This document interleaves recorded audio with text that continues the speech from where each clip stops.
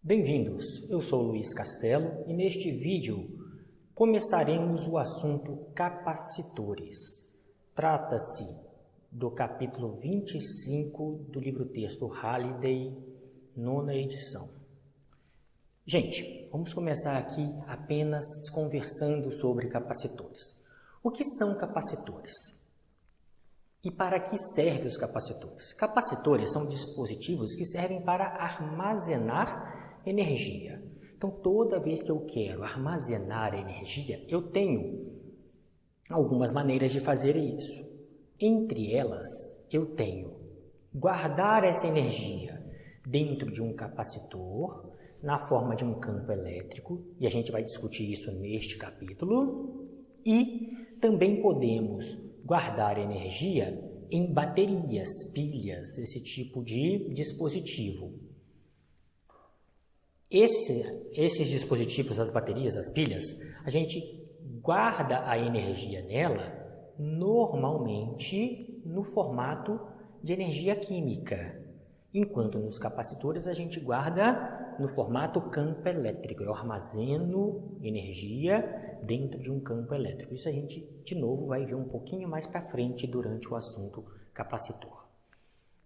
Qual é a grande diferença entre o capacitor e a bateria? A bateria entrega a energia de forma contínua para que um dispositivo funcione.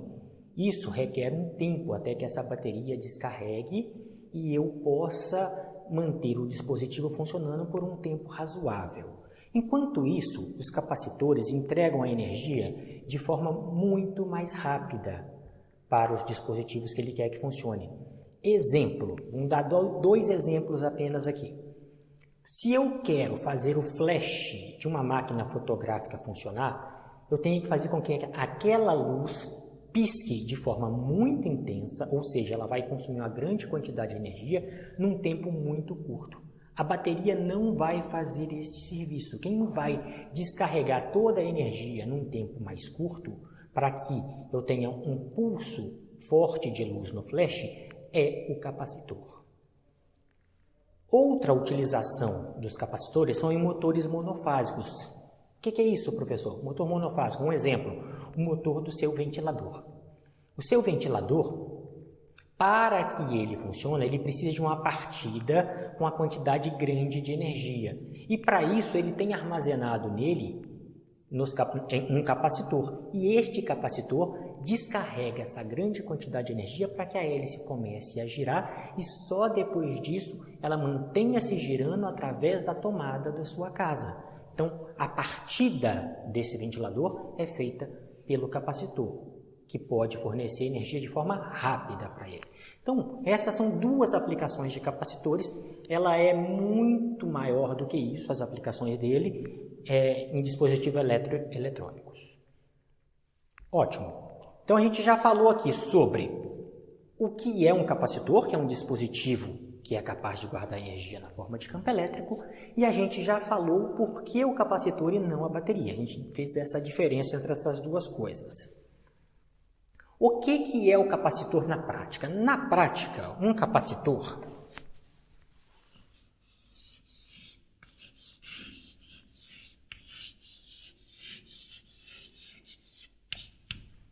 é qualquer duas superfícies condutoras. Por exemplo, eu tenho esta superfície e esta superfície. As duas são condutoras que devem ser separadas. Aqui no meio tem que ter um dielétrico. Dielétrico é um material isolante. No começo do nosso assunto sobre capacitores, esse isolante vai ser o ar ou o vácuo, que a gente vai considerar como vácuo, por enquanto. E ele vai estar ligado a algo que possa fornecer tensão para ele funcionar. Uma certa diferença de potencial.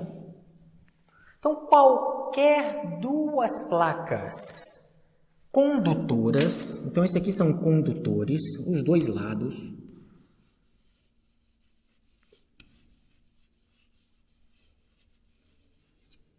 E aqui é um isolante no meio dos dois,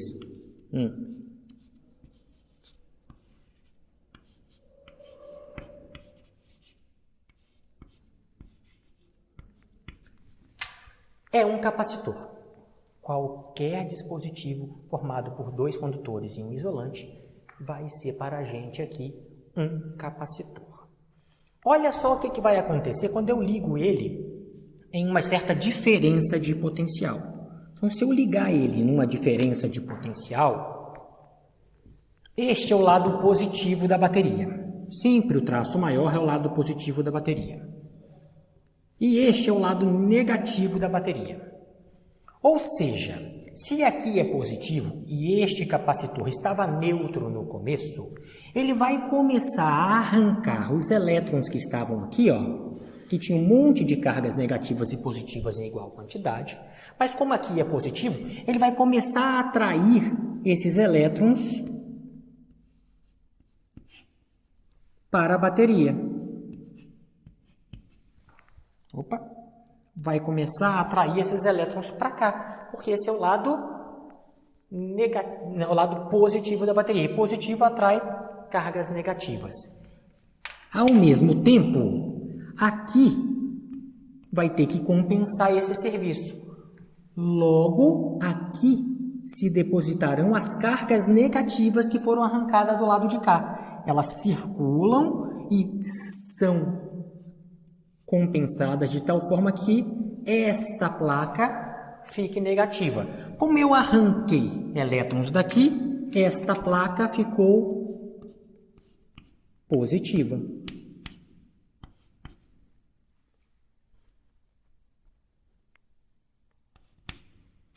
Em igual quantidade. Se aqui eu arranquei 1000 elétrons, aqui vai ter 1000 elétrons sobrando e aqui vai ter 1000 prótons sobrando.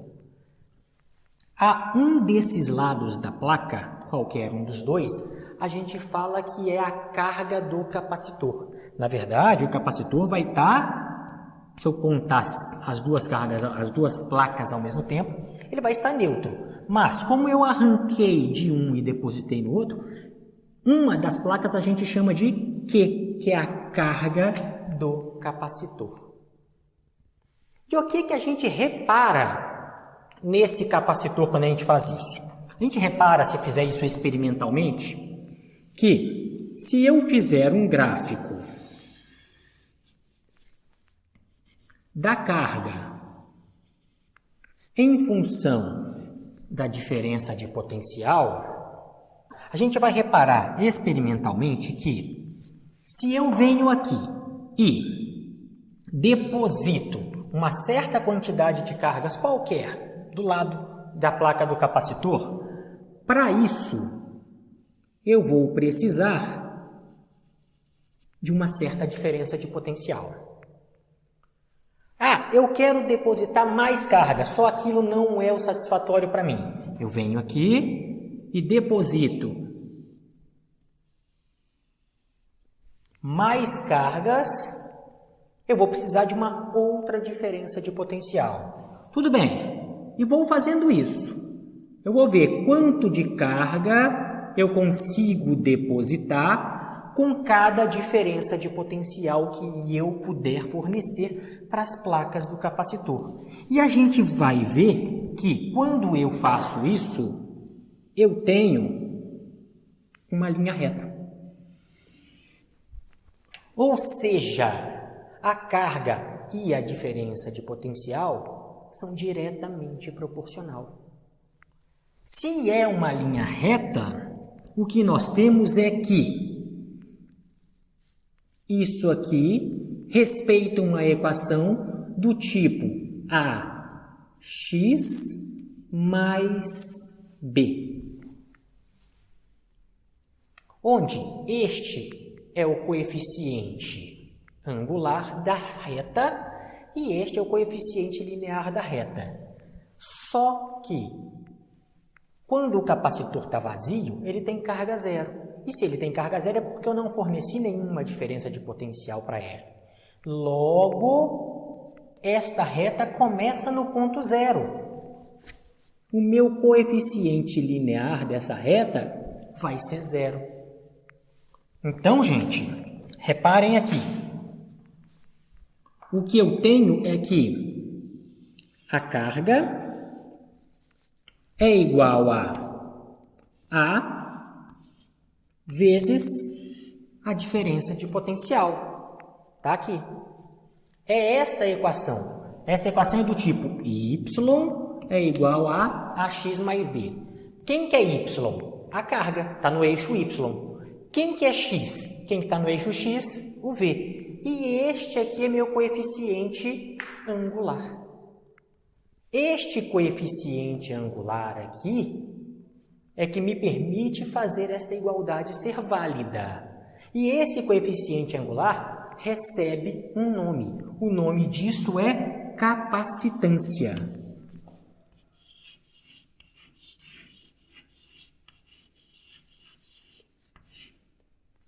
Capacitância. E a gente não chama ele de A, a gente chama ele de C. Então, pessoal, a carga vai ser igual a capacitância vezes a diferença de potencial. Só pelo fato de a gente fazer essa experiência lá na prática e notar que para cada quantidade de cargas que eu preciso, eu vou ter uma diferença de potencial diferente, e isso vai me dar uma reta, eu consigo definir este coeficiente angular como chamando capacitância. Essa é a nossa definição matemática de capacitância. Logo, capacitância é igual a Q sobre V. Tá aqui. E a unidade de medir isso, a gente já pode colocar. Por quê? Porque eu sei qual é a unidade de medir cargas no sistema internacional. É o Coulomb. E a unidade de medir diferença de potencial é o Volt. Tá aqui. A unidade de medir capacitância é o Coulomb por Volt. Esta unidade aparece muitas vezes e recebe o nome de Farad. Isso aqui é igual a o Farad. Nome Farad. Farad é uma unidade muito grande para capacitor. É muito difícil vocês acharem capacitores que meçam a capacitância em Farad, porque é muita coisa para um capacitor. Teriam que ser capacitores gigantes. Gente, o que vai acontecer é que a gente vai achar essa medida Farad nos seus submúltiplos. É muito comum que a gente encontre milifarad, microfarad, picofarad e várias outras subunidades. Não é comum, não é natural a gente sair aí encontrando capacitores que tenham armazenamento de 1 farad, 2 farad. O mais comum é que a gente ache múltiplos bem menores do que isso, 1000 vezes menor, 1 milhão de vezes menor e assim para baixo. Tudo bem? Então, essa é a nossa grandeza física chamada capacitância. É com essa grandeza que a gente vai poder discorrer todo o resto deste capítulo, mas para isso a gente precisava introduzir o que significa essa grandeza, essa capacitância. Então ela vai me mostrar o quanto é possível eu armazenar de energia, e mais tarde a gente mostra isso. O quanto de energia, quanto maior a capacitância, mais energia eu consigo guardar em um capacitor. Essa é a informação preciosa que a gente precisa aqui agora. Quanto maior a capacitância, mais energia eu vou conseguir guardar num capacitor. Outra informação importante que nós temos que tirar desta primeira aula é a seguinte. Esta capacitância, apesar de ser dada pela carga dividido pela diferença de potencial, ela não depende da carga e nem da diferença de potencial. Isso a gente vai ver nas próximas aulas. Ela depende apenas da forma que esse capacitor tem. Se esse capacitor são placas paralelas como esse, a capacitância é uma. Se esse capacitor for um cilindro, a capacitância é outra. Então, a capacitância depende exclusivamente da geometria do capacitor. E por isso que dispositivos eletrônicos têm capacitores de formatos diferentes, para que eu tenha capacitâncias diferentes e ele possa executar funções diferentes armazenando maior ou menor quantidade de energia dentro daquele dispositivo eletrônico.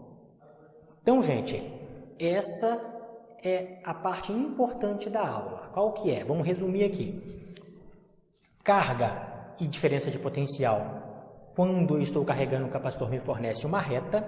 Logo, o coeficiente angular dessa reta vai ser chamado de capacitância. A unidade de medir capacitância é o farad. E a capacitância, que é a capacidade de guardar energia, quanto maior a capacitância, mais energia eu consigo guardar, depende apenas da forma geométrica com que o capacitor é construído. Dessa forma, a gente encerra a nossa primeira aula sobre capacitores.